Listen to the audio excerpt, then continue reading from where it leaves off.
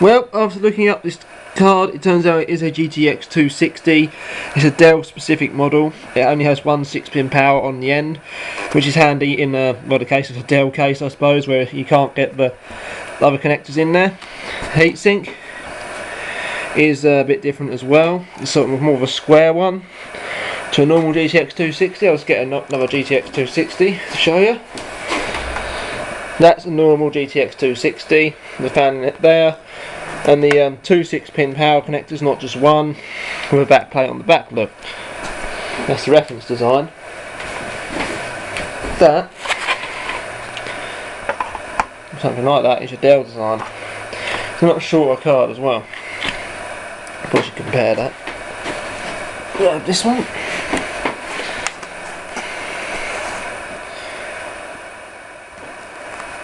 Yeah, so that's much longer than this one. Sadly, this one is totally dead. It doesn't do anything when I power it up. It fan spins, that's about it.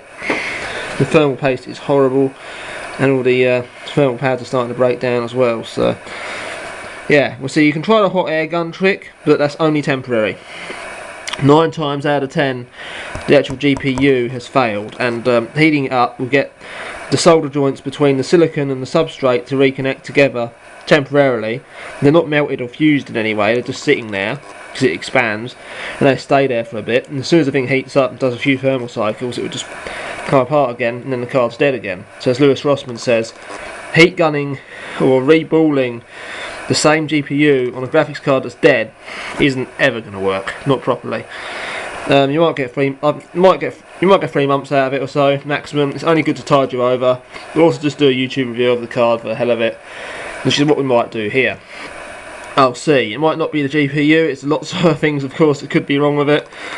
It's probably not any power circuitry here, as it did start up. The fan did spin, but I'll have to do my research on that. The fan didn't spin up immediately. It sort of stuck there for a few seconds, then spun up. So I'm not sure what's going on with that. It's not recognised in Windows, and yeah. Anyway, that concludes this video on this particular GTX260. See you.